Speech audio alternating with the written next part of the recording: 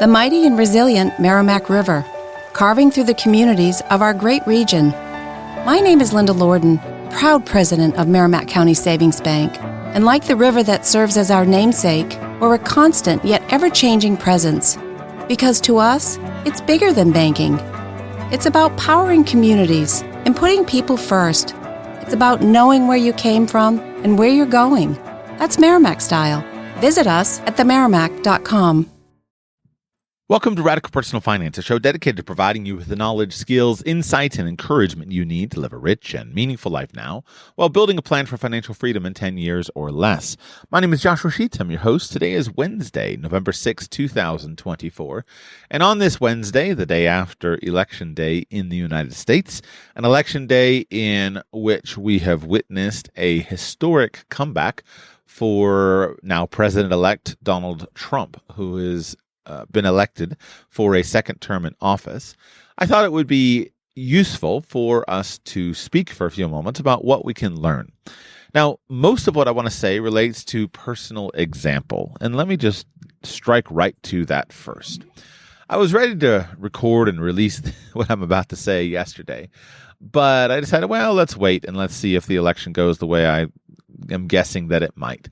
Let's see if Trump wins, and then I can deliver this little encouragement to you.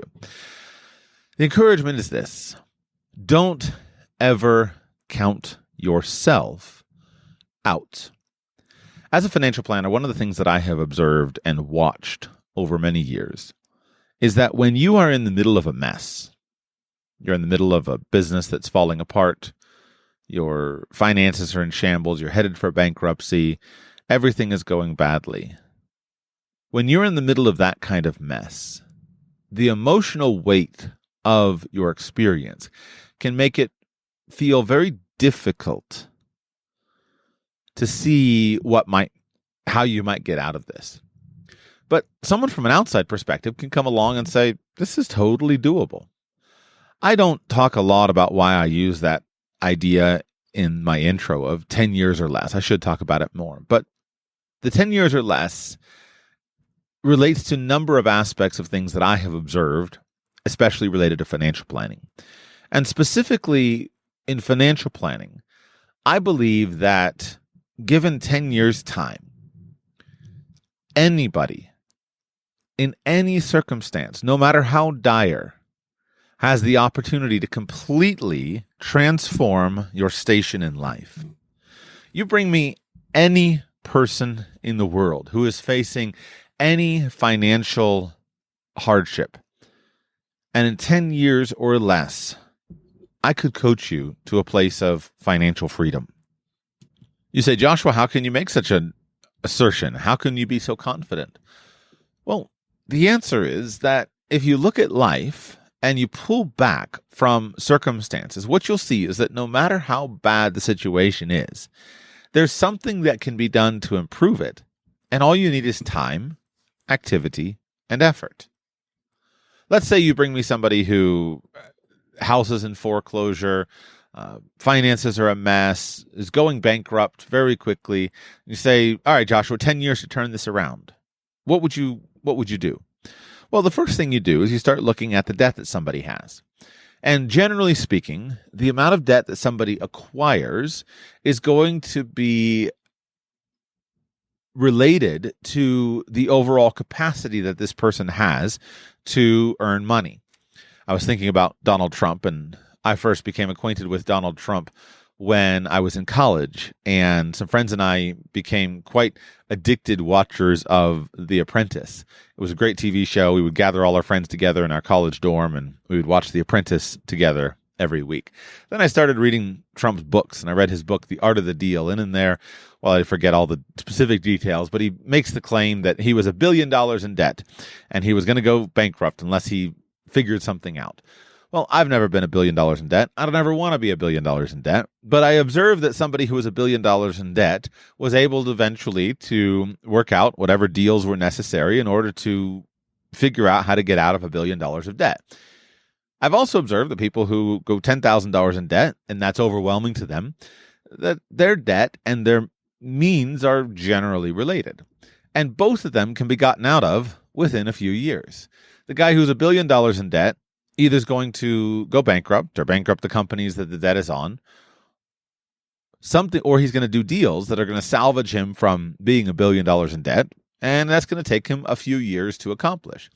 The guy who's $10,000 in debt, and that's overwhelming for him, is probably going to put his nose to the grindstone, work an extra job, and pay off his debt, and it's probably going to take him 2 or 3 years to pay off his debt. He's probably not going to go bankrupt. The point is simply that the circumstances that we wind up in are generally circumstances that relate to our capacity. Here's where I am, and here's what I'm capable of. And generally, there are a few pathways out of those circumstances.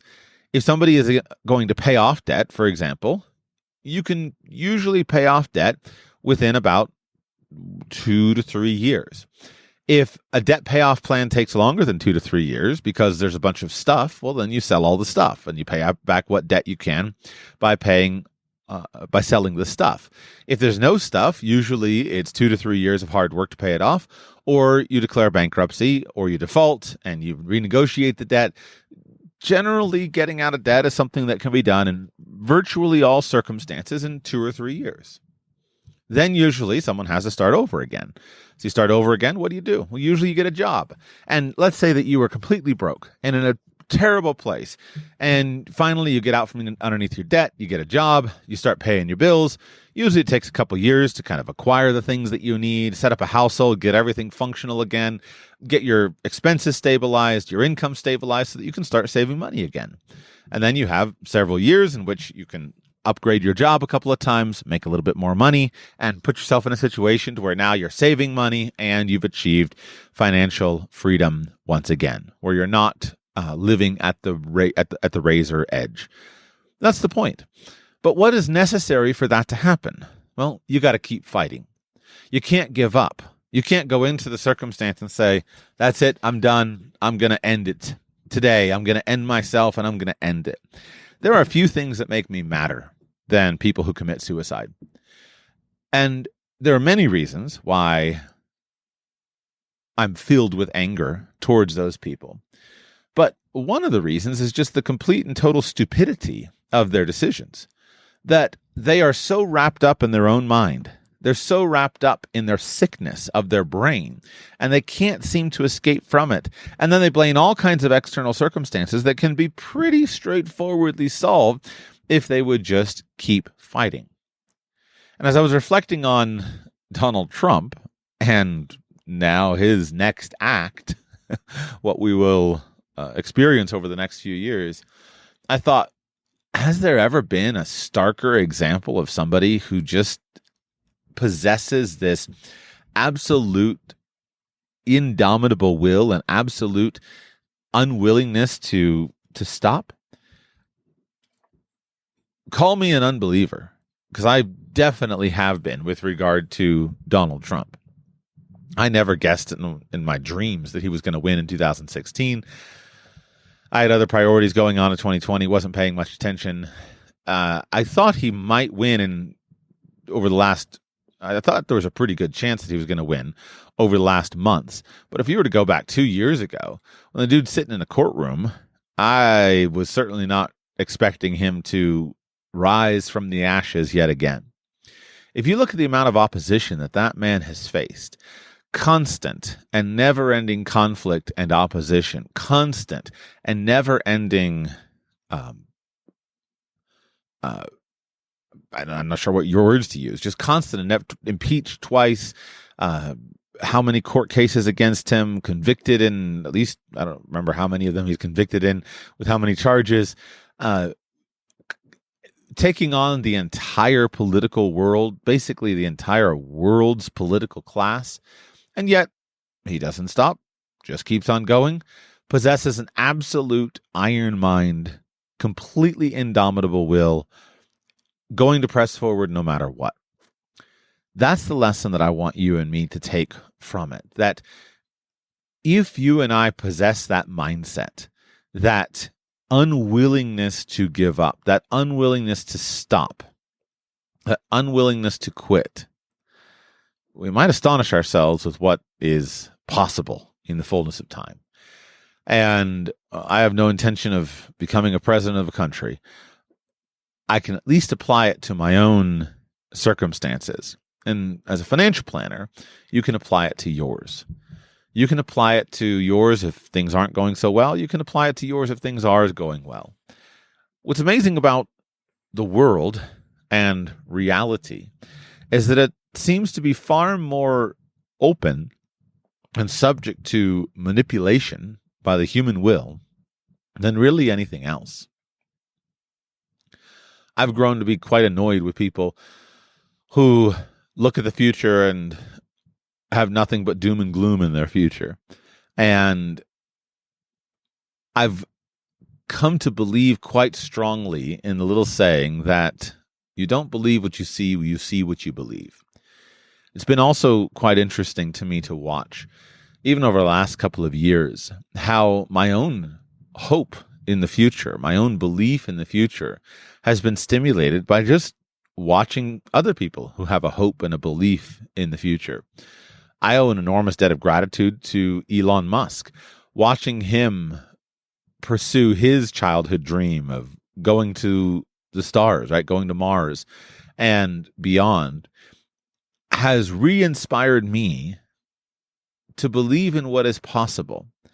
Most of my life, I've grown up in a period of decline. I was born into a golden age in the United States, but then it seemed like everything was going into decline. The space shuttle program, for example, is just a simple example. The space shuttle program was never doing anything exciting by the time I was paying attention. It was always ending. I went to the last shuttle launch, had to go to two of them actually, because they scrubbed the second to the last one.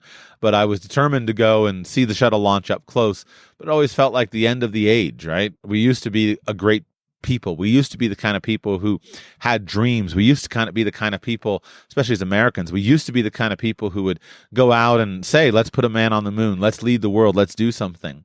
And during most of my life, that entire feeling was gone from the American population. And that's pretty annoying, dare I say depressing, frustrating, anger-inducing. And so to realize, though, that this is simply a mental state, that things can be changed, and that you can recover a belief and a confidence in the future, and that basically those who have some kind of belief and confidence in the future and start taking the actions that lead to that future becoming possible, while there's no guarantee, it starts to change the present in a dramatic way. It starts to move you into a totally different space. And then there really can be a groundswell of support. There really can be an opportunity for people to step up and say, yes, I want to be a part of that thing that is better in the future. I hope that we can take whatever momentum we have in that direction. I hope that we can nurture it. I hope we can encourage it. And I hope that we can embark upon a new phase in history. Last year, at one of my listeners' insistence, I finally got around to reading I didn't read The Fourth Turning. I read The Fourth Turning is Here, the most recent version of it. And The Fourth Turning is one of those concepts that you hear of, usually a little bit conspiratorial, a little bit kind of edges of the world. And basically, if I summarize it for you, it's that generations go through a consistent changing cycle as they react to the circumstances around them. We could encapsulate it in a very simple way with that kind of hard men, good times quote. What is it that hard men create good times create weak men create hard times create, hard men create good times, something like that. And the basic idea is that we respond and react to our environment, and that our environment has this effect and influence on us that is largely inescapable. The basic concept that is discussed by the writers of The Fourth Turning is that these things happen on a social level as well. And they trace throughout history the concept of a saeculum, which is in essence a human lifetime, and how different generations of people respond to that environment that they grow up in and react against it. And you go through a period of winter, springtime, summer, fall, winter, springtime, summer, fall on a cyclical nature. Now, I don't know how prescriptive these things actually are. I have a hard time believing that these kind of trends are as prescriptive as people think they are. But it does make sense to me that we respond to our environment. And that's what I've noticed about even my generation and those ahead and behind me, is that we are all responding to the circumstances of our youth in various ways. And those ways are kind of predictable. I've observed that most of my friends of my generation have gone through what I've gone through, of basically not, how do I put it? Not being willing to care about small things anymore, but rather being willing to fight to improve things. Maybe it was that idea of growing up in a golden era and then watching things get worse and worse and worse and worse and dealing with all of that. And then finally deciding things don't have to get worse. We can fight. We can do something different. We can change things. And that's how it's felt, is that over the last decade for me, it's felt like a little bit of steel has been slowly being poured into my spine, and just say, I'm here on the earth. I might as well fight for something. Probably going to lose, but I might as well fight, because going this other direction is no fun. And you wonder, does that change a society? And my guess is that it probably does. So I don't know what will happen and how these things will play out. There's no clear identity of it. But what I do know is that we're all searching for a sense of that inspiration. And our entire world is being shifted. Our entire world is changing. A book that really influenced me, I read it before I read The Fourth Turning, and it made more sense to me, was a book by George Friedman where he wrote, it was called The Storm Before the Calm. And basically what Friedman alleged was that the 2020s in the United States of America were going and are going to be a very difficult time, because there are two basic cycles that are converging on the country that have to be adjusted. And in essence, they are a political cycle and an economic cycle. And that right now in the United States, what we are doing is we are systematically reinventing our entire political system, and we're systematically reinventing our economic system. And that Friedman argues this has happened 3 times before in American history, and it's rather predictable. But it leads to a very rough waters in this decade. But on the other side of it is potentially a new golden era, a new era of peace and expansion and prosperity and all of those things coming along with it. And to me, that seems to be what I observe around us. If we look at the political space, everything is being renegotiated. I was a political junkie since the time I was in my teens, and everything that I thought about politics has been completely renegotiated. All of the alignments, all of the alliances, all of the concepts. What it means today to be a Democrat and what it means today to be a Republican is wildly different than what it was during my teenage years. All of the arguments are changing. All of the people are changing. There's a complete reshuffling and reworking going on. And then economically, I think we all see that as well, is that economically, everything is being reworked. Everything is being adjusted and changed. And where does it wind up? I don't know. All I do know is that human beings don't like to sit around and have systems that don't work and then just let those things continue for a long period. So something's going to change. And especially Americans don't like that. Americans who are very culturally confident, who believe in their ability to conform the world to their visions. Americans don't like to sit around and think somehow that they're victims and that circumstances are going to overwhelm them. And I think that's probably a good thing. So I hope that you are encouraged today. I know that there'll be many people in this audience who are discouraged, just like there are many people in this audience who were discouraged in the previous election. Just recognize elections come and go. People come and go. If you are encouraged and happy this morning, enjoy it. I hope that you'll be as gracious as you can, rather than unkind to others, but certainly in the wake of a hard-fought election, usually it takes some time for those things to emerge. If you're discouraged this morning because your candidate lost, I hope that you will look forward to the future and recognize that at the end of the day, one thing that we as Americans are generally pretty good at is having a pretty vicious fight and then coming together again and focusing on working on things that matter to us collectively. And we'll see what happens in the coming months and years politically.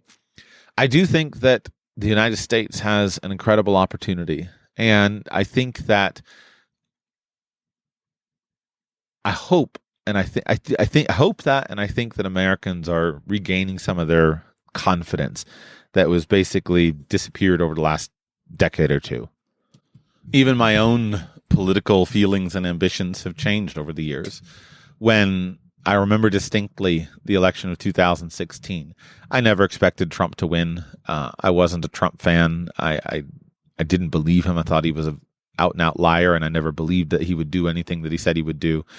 And yet, when he won, I remembered feeling this intense sense of relief and this optimism. And I just felt this incredible euphoria after the experience of 2016. Then he came to office, and I thought, wow, this guy might do something. I remember his first 100 days. I thought, this is the way you come in and do something. And then all of that came crashing down when John McCain infamously indulged his personal hatred of Trump and gave a thumbs down to the repeal of the Affordable Care Act, or to whatever it was. It wasn't a full repeal, but what the Republicans were trying to do at that time in the United States. And I gave up on politics at that point in time, and I said, that's it. And then over the years came by, as I said, nobody should be so focused on any one country. And that was where I went strongly and decided to free myself of the United States. And I said, I'm not going to be dependent on one country because this is not a healthy thing. And I embarked on my international endeavors. Over the past years, as I have done that, I've enjoyed kind of traveling around the world and all of that. But most of my travels have built within me an appreciation of the United States, an appreciation of all that is good about the American culture. And today, I really see that more and more. And I'll skip the long, discussion into how and why, but I think I've come to terms with most of my frustrations with the country. And I think the world is better off for the United States being in it and for the United States being strong. My favorite Twitter account for quite a while now has been that of VB Knives, Empty America. And some months back, he wrote it's Adam Van Buskirk. He wrote a tweet that I thought really encapsulates kind of where I think we're going to go in the next few years. This was his tweet. He said, I've become convinced that my kids will be far better off, have far more exciting life opportunities as citizens of a maximally powerful global USA. Yes, there are deep internal issues to fight, but we aren't disadvantaged or low ability people. Let's just win everything. Over the years, I've struggled a lot with the concepts of American imperialism and, military power and all of that. But I think that tweet about encapsulates where I'm at the moment.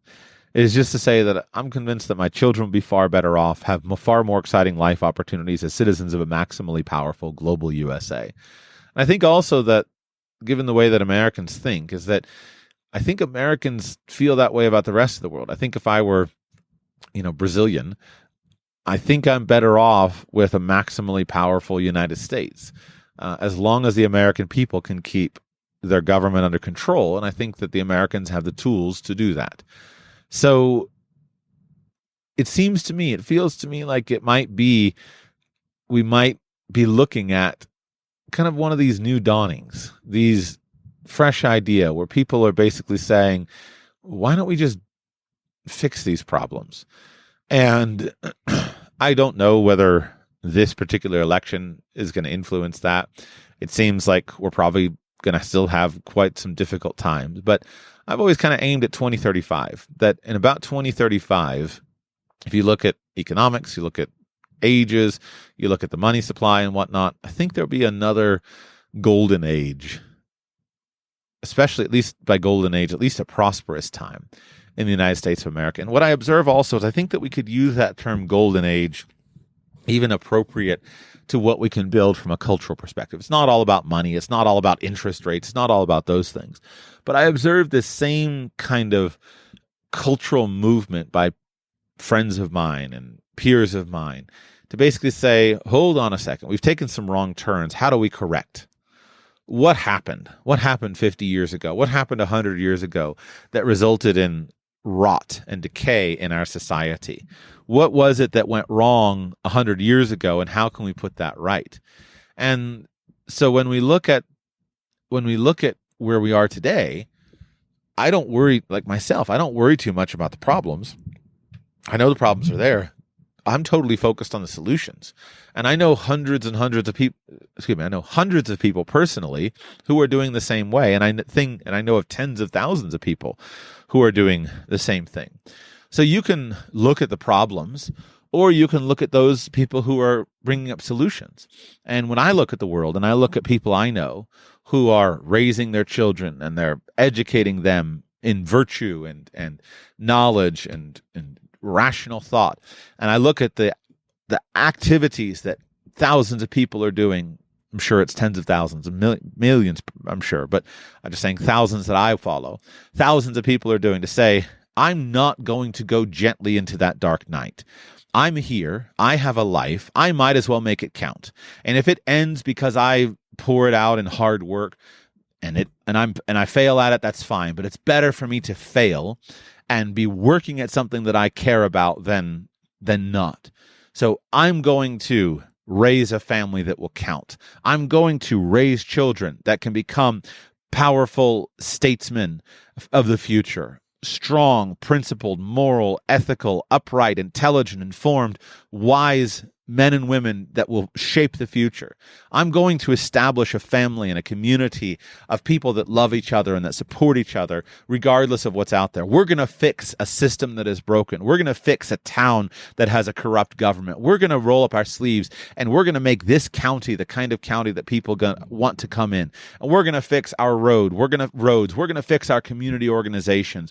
We're going to build community and bring people together. We're going to build a state that has laws that will endure. We're going to build a country that can go forward. That's the move. That's the moment. That's the mood. And it's going to be a very, that's going to bring sparks, right? Because all of us have a different vision of how we want to bring that to fruition. But as we study the lessons of history and we deal with the malaise of the past cultural moment, men and women who care about the future are going to do something different. And we're going to try a bunch of different things. And we're going to compare notes. We're going to share those things. We're going to say, here's what's working. Here's what's not working. We're going to argue about those things. But we're going to build a new society that flourishes and that wins. How much of this is just me and my moment? How much of this is you and your moment? You'd be the judge. But that's how I feel. And as I reach a stage in my life where I care more about these things, then in essence, I've stopped caring, not entirely, but I've increasingly stopped caring what other people think. And that's a really healthy thing. And I think we even see that same thing reflected in our culture, in the voting culture. I think about just MAGA hats. The MAGA hat for me has always been kind of a repulsive symbol because you look back of kind of everything that came with it. A number of years ago, to wear a MAGA hat is not something that certainly not something that I would do, and not something that a lot of people would do. But as you watch in the United States, the culture, wearing a red MAGA hat completely has changed over the last few years. And even in this most recent election cycle, there's a lot more of them out there than there ever was before. And I think that reflects a basic cultural change where people stop caring. They stop caring about what other people judge them for, and they say, this is what I believe in. I'm going to wear it. I'm going to display what I believe, regardless of what other people think. And that can be a really healthy thing that we do. I just go back to that such famous line from Theodore Roosevelt's speech. Remember, I recorded the entire speech for you in the archives if you'd like to listen to it. But Roosevelt said, "It is not the critic who counts, not the man who points out how the strong man stumbles or where the doer of deeds could have done better.